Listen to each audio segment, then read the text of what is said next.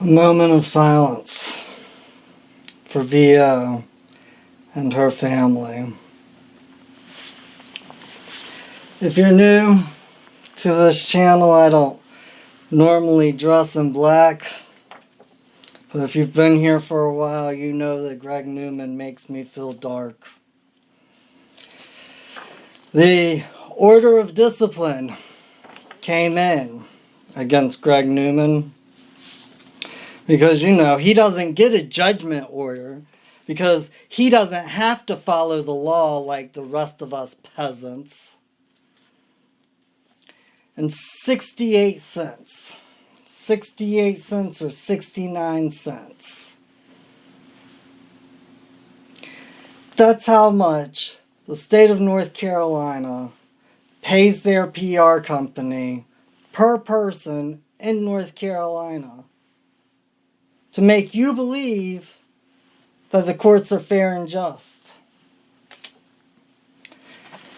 That's how stupid the state of North Carolina believes you are. They believe that they can buy your morals through a media company 70 cents a person. Now me, personally, I believe you're more intelligent than that. I believe that you have better standards and morals than that. I believe that when you see how unlawful they are, you might take it upon yourself to do something about it. Because I have. So I am just conspiracy. I just wish to conspire with other good people of this planet to leave a better world for future generations than the world we all grew up in. But right now, I'm just trying to keep the rights we have. Because that's how bad the situation is. If you don't know what this is about with Greg Newman, I'm going to be linking videos up all through this show. And I'm sorry about this poor presentation. I wasn't expecting this. I just found this yesterday. So guess what? I got to make a video about it, and I got to do it quick. So Greg Newman was convicted in front of the Bar Association for lying to a judge, lying to the Bar Association, lying to other courts in North Carolina, and they're just going to let him keep lying because they don't care about you, and it is incredibly obvious with what they say. Additional findings of fact regarding discipline. Newman received admonition in 2006 for engaging in conduct prejudicial to the administration of justice and failing to adequately communicate with the client. Greg Newman received a reprimand in 2019, just a little over a year ago, for engaging in a conflict of interest while serving as a district attorney and knowingly, like perjury, knowingly making a material misrepresentation of fact in his response to the letter of notice from the state bar. See, it's really funny because me and you, we lie in court, we get brought up on perjury, which is a felony. They lie in court. Who cares? Who cares? We're gonna suspend your license with a stay. 1. Top of page 7. The hearing panel has considered all factors in 27 NC Admin Code da. I don't know what that means, but the admin code, that's because it's an administrative procedure. It's an administrative court. This has nothing to do with law. Admin. This is how, hey, guess what? You can go commit felonies and I'm going to let you off. Okay, buddy? So out of all of the things in their own admin code that warrants suspension or disbarment, let's count the things that Greg Newman did. Intent of defendant to commit acts where the harm or potential harm is foreseeable. He could see that this was going to cause harm. Here's one. 2, otherwise known as B. Circumstances reflecting the defendant's lack of honesty, trustworthiness, or integrity. And integrity. So, what he did reflects that he has no honesty, no trustworthiness, and no integrity, and they wish for this guy to be your district attorney. But guess what? He's not your district attorney, and I'll get to that in a minute. Number 3, otherwise known as C. Negative impact of defendant's actions on clients' or public's perception of the profession. See, they don't care about the negative impacts on you. They just care about your perception. Because they don't want you to get so pissed off you'd actually change something. I'm not mad. I'm sorry if you're not. I don't mean to be all emotional. But this makes me upset and feel dark. E, otherwise known as 5. Oh, wait. 4, D. Negative impact of the defendant's action on the administration of justice. So they're admitting it's not just about the perception, but yes, there is a negative impact on the administration of justice. Even the way they consider administration of justice, and that's saying a lot.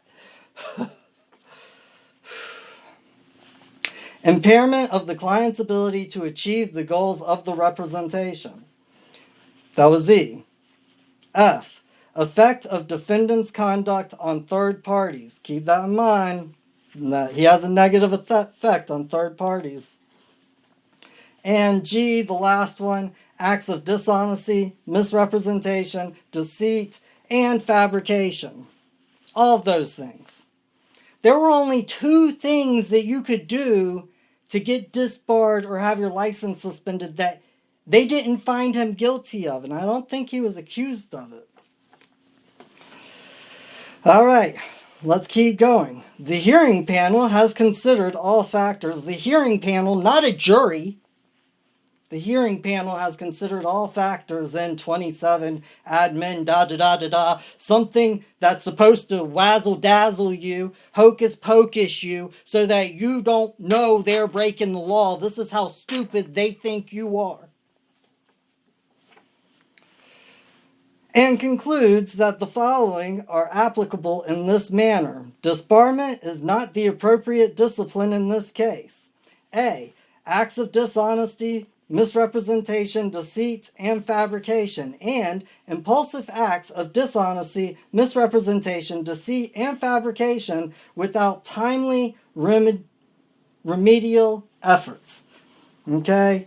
So, they're saying, yes, we know that he acted impulsively. We know that he didn't make any of this stuff right. And not only did he not make any of this stuff right, but nobody in the state has made it right for VO and her family and what they went through. Not one individual in the state.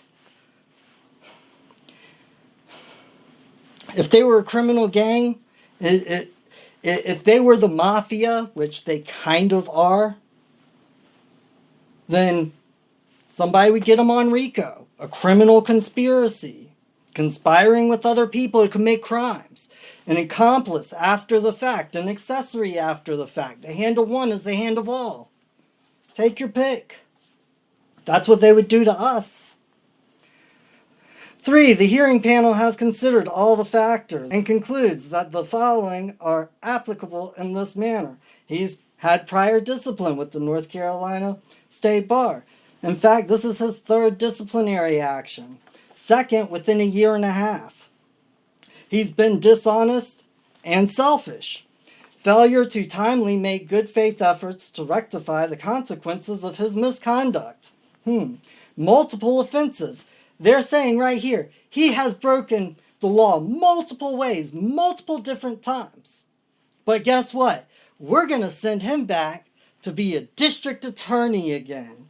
Because we'll get to that.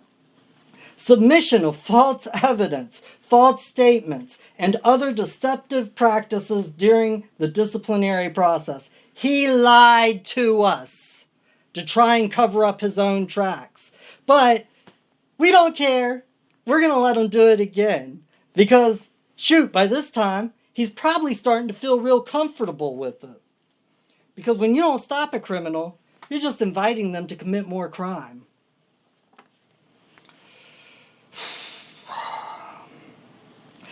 Refusal to acknowledge wrongful nature of his conduct.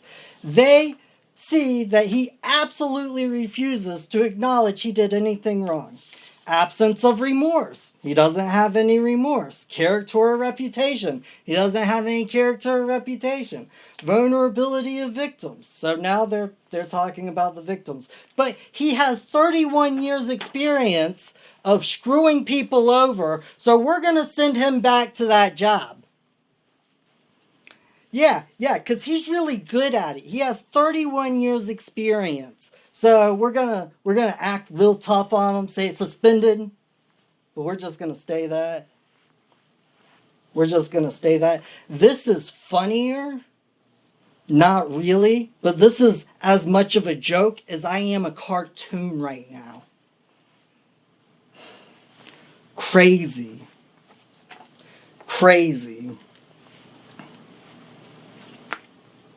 Number 4. Defendant's conduct caused significant harm to his client. Who's his client? Do you think it's VO? Do you think it's her dad? No, it's the state of North Carolina. The state of North Carolina is his client. See, he doesn't work for you. District attorneys don't work for you, even when you are the victim of a crime. They work for the state. It says so right here, black and white. Number 5. Defendant caused significant harm to the public because misconduct of this type decreases the public's confidence in the justice system. You hear that right there? He's causing harm to the public, to the people of North Carolina that they govern, because he showed you guys that they don't have a real justice system. Because he revealed to y'all that they just kind of do whatever they want and whatever they wish, it's harmful to you because you're finding out the truth. That's the way I interpret that sentence. And then down here, number 6, defendant's conduct significantly harmed VO and her family, the victims, because that's the third party that was injured. That's the third party bystander of his actions. This is absolutely despicable. And Donald C. Prentice, he's been a bar attorney since 1981. That's longer than I've been alive. I'm going to put the church he goes to up here, the town he lives in up here, and here's a picture of him. So if you know this man, you should ask him, being a good Christian, how does he have a good conscience letting rapists walk the streets? Not upholding the law, not upholding the 10 Commandments. Thou shalt not bear false witness. That's perjury. Mean you committed perjury? Felony. 10 to 24 months. He can do it apparently 8 or 9 times. It's okay. We're going to let you go back to your job and keep on lying to all of us. We don't care. We don't care because you got 31 years experience doing it. You're doing a good job lying to all of us. Absolutely insane. Here is the statute on perjury for North Carolina. Offenses against public justice. How fitting for the name of the subchapter. Punishment for perjury. If any person shall willfully and corruptly commit perjury on his oath or affirmation, he swore an oath to the Constitution of North Carolina, he swore an oath to serve the people of North Carolina, and he swore an oath to uphold his duties as the prosecutor of North Carolina. In any suit, controversy, matter, or cause, depending in any of the courts of the state, or in any deposition or affidavit taken pursuant to law, or in any oath or affirmation duly administered of or concerning any matter or things whereof such person is lawfully required to be sworn or affirm Every person so offending shall be punished as a Class F felony. Unless you're Greg Newman! What a joke. What a joke. And you want to know why they're so concerned with the public's perception of justice? I'll put it to you this way, real easy. Have you ever heard of William Wallace in the movie Braveheart? Yeah, his wife got raped. Have you ever heard of the movie A Time to Kill with Samuel L. Jackson?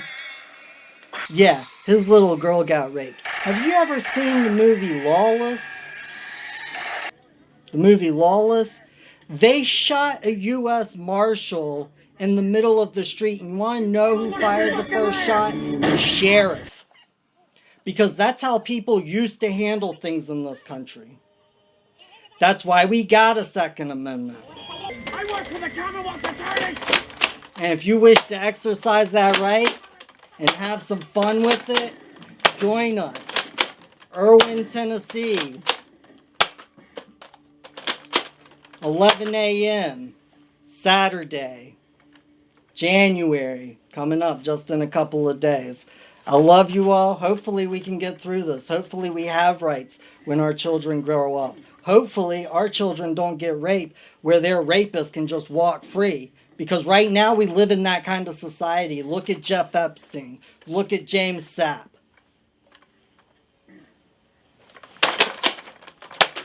I wish to conspire with other good people of this planet to leave a better world for future generations than the world we all grew up in. Peace.